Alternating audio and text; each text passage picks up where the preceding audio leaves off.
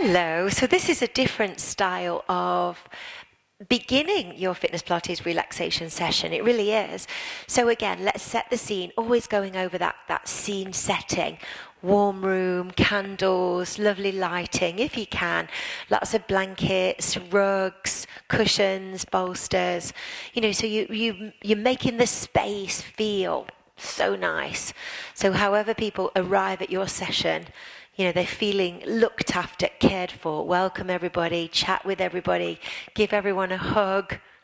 I think a lot of people come to Fitness Pilates anyway because they want a hug. And just talk to them about the importance of mental well-being and how to flex their mental muscles. And flexing your mental muscles is just the same as if I want to train my bicep. I have to train my bicep to overload. I have to fatigue it 2 or 3 times a week to see the muscles get the tiny little hairline sort of ruptures and the damage that then can grow, repair, and become a bigger, stronger muscle. And it's just the same with your mental muscles. At first, whenever you do any kind of breathing, relaxation, calming the mind, it throws up all kinds of emotion. I did, a few weeks ago, I did a session with Jane Nichols, a yin yoga session. My gosh, my mental state went from being happy to sad to angry to frustrated to be angry that I couldn't do it to euphoric. It was a complete emotional roller coaster for me. And I think you've got to accept that at any time, whenever you do a class like this, it's going to throw up all different emotions. And probably when people come to a relaxation session, they'll go through different journeys. Sometimes they won't be listening to you, they'll be tuning out, they'll just be breathing. Sometimes they might be frustrated, they might be replaying something in their mind that makes them angry. Sometimes they'll just surrender to your voice. And if you explain that to your clients, that everyone will have a different experience, you'll have a different experience watching all of these videos, depending on your frame of mind, your mood, your emotions, your stress levels, your time. All of that stuff will have an impact on how you view this information, which I think is really interesting. And again, it's about managing expectations.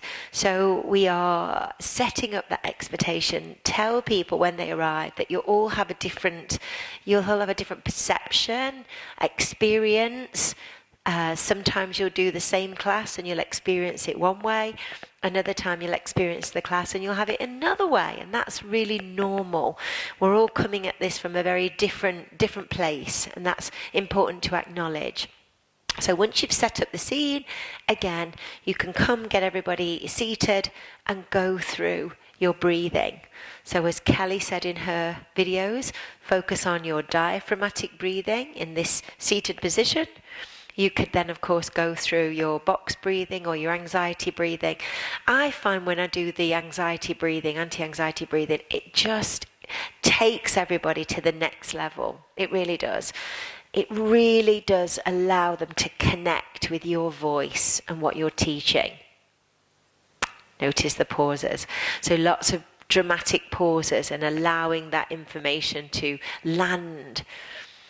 And you could, again, go through the breathing techniques, take 5-10 minutes. As a personal preference, I like to stand up and do the breathing. I never feel very comfortable seated. So you probably will have people who don't feel particularly comfortable sitting down. They don't have to sit cross-legged. If you're more comfortable here, sometimes that's a more comfortable position to be in. If you want to put your cushions underneath your tailbone, put your cushions there. Just allow people to find the space that they feel comfortable in. And that's important to set up that whole sort of environment where people do feel very comfortable. They don't have to sit in a particular way. They can sit any way that's comfy for them.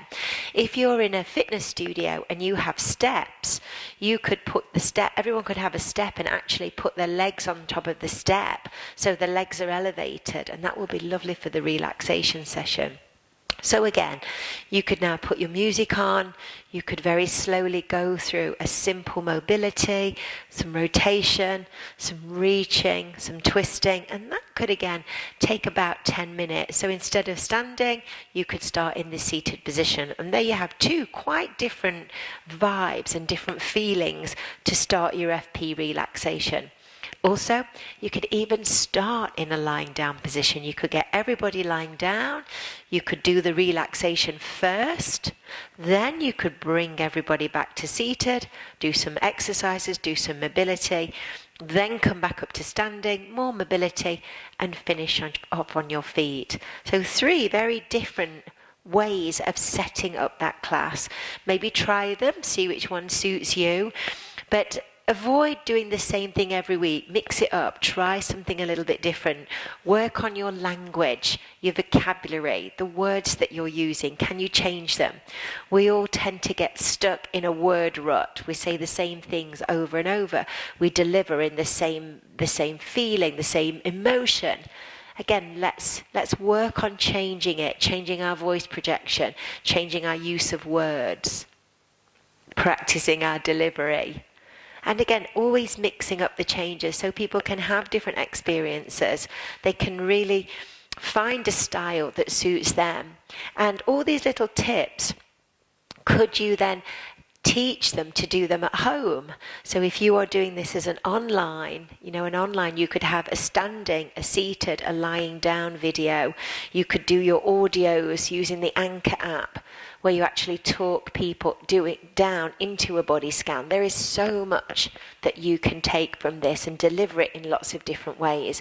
If you're going into a corporate, maybe lying down is not suitable. Maybe everyone will just be seated. Again, that's okay too. This is a very, very flexible approach. Hope that helps, and I'll see you in the next video.